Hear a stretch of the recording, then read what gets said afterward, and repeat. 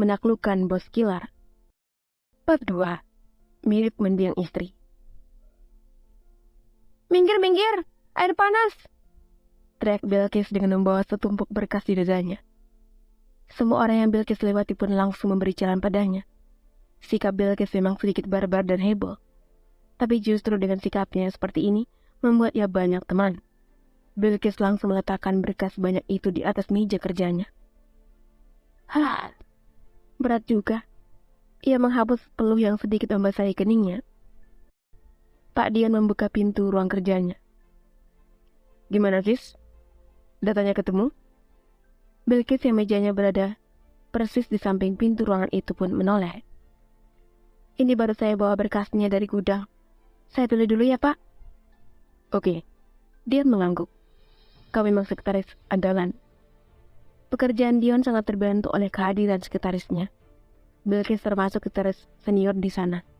Kebetulan, ia memang lulus dari akademik sekretaris. Pembukuannya pun rapi dan Bilqis juga termasuk wanita yang cekatan juga pintar. 3 tahun ia menjadi sekretaris Dion. Untung saja Dion bukan atasannya macam-macam. Walau di kantor ini ada juga yang menjadi sekretaris plus-plus. Tapi tidak untuk Bilqis. Ia hanya niat bekerja dan mencari uang untuk ibu dan adiknya yang masih kuliah. Sejak kecil, ia ditinggal oleh sang ayah yang memilih perempuan lain. Pada saat itu sang adik genap berusia 2 tahun, sedangkan dirinya 6 tahun. Alhasil, sang ibu pun harus bekerja keras untuk menafkahi kedua anak yang masih kecil. Hal itu membuat Bilqis menjadi anak pertama yang prihatin serta memiliki beban di pundaknya. Ia juga menjadi wanita mandiri, hingga harus bekerja sambil kuliah demi masa depan seperti saat ini. Ia menerima nasib, tapi satu yang menimbulkan masalah. Kini Bilqis menjadi wanita yang anti pria dan fobia pada pernikahan. Ia tak ingin mengalami hal yang sama seperti ibunya. Sepanjang malam, Alex kembali mengingat seorang wanita yang menabraknya di kantor.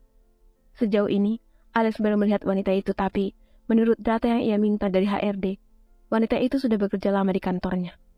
Bahkan wanita itu juga sudah menjadi sekretaris senior di sana. Kenapa aku baru melihat dia? Tanya Alex pada dirinya sendiri, sembari memegang dagunya di ruang kerja. Daddy, teriak Aurel setelah membuka pintu ruang kerja sang ayah. Hai. Alex langsung tersenyum saat melihat putrinya yang kini sudah genap 6 tahun. Aurel berlari ke arah sang ayah yang sedang duduk di kursi kerjanya. Alex pun memutar kursi itu ke arah sang putri yang sedang berlari dan membentangkan kedua tangannya. Alex menangkap tubuh sang putri. Aku merindukanmu, Dad. Sama. Daddy juga merindukanmu. Aurel duduk di pangkuan sang ayah. Sudah seharian Aurel tidak melihat ayahnya.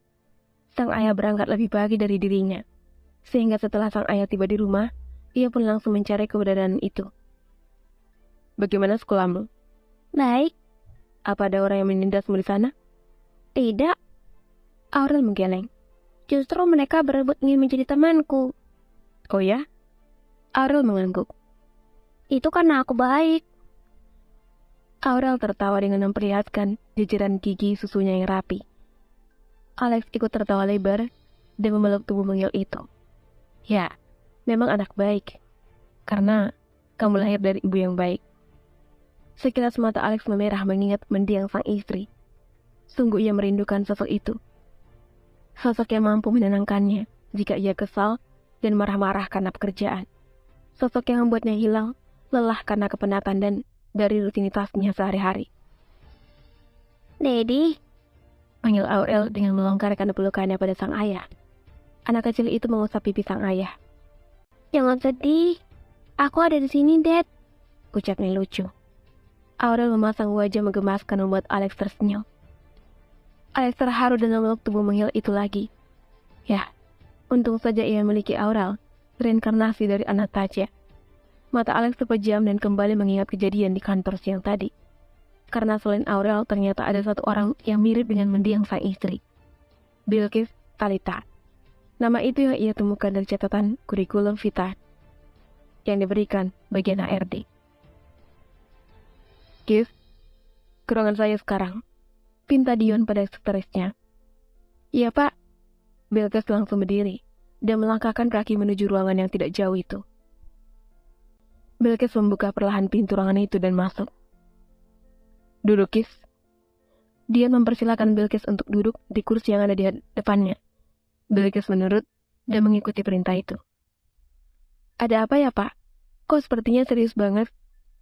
"Ya, ini memang serius," jawab Dion sembari menatap Bilqis. "Kamu jadi sekretaris saya udah berapa tahun ya, Kis?" 3 tahun, Pak." "Udah lama juga ya." "Hah, sayang banget kita tidak lagi bisa kerja sama. Padahal saya udah cocok banget sama kerja bareng kamu. Kamu bisa diandalkan, pintar, dan cekatan." Bilqis langsung duduk tegang. "Saya tidak diberhentikan kan, Pak?" tanyanya polos membuat Dion tertawa. "Kamu ada saja. Siapa yang berhentiin karyawan sebagus seperti kamu? Yang ada kamu tuh bakal naik jabatan." "Naik jabatan?" tanya Bilqis bingung. "Ya, kamu diminta CEO untuk jadi sekretarisnya." "What?" Bilqis terkejut. "Jangan bercanda ya, Pak. Nggak lucu banget deh." Dion pun tertawa. "Loh, saya nggak bercanda. Kemarin HRD minta seperti itu. Sir Alex tidak ingin orang baru untuk sekretaris yang menggantikan Alana. Dia ingin sekretaris senior yang ada saja, dan dia menunjuk kamu." Enggak. Bilqis langsung menggoyangkan ke 10 jarinya di depan Dion. "Saya belum sekompeten itu untuk mendampingi CEO, Pak." Dia menatap Bilqis. "Tapi menurut saya, kamu kompeten kok."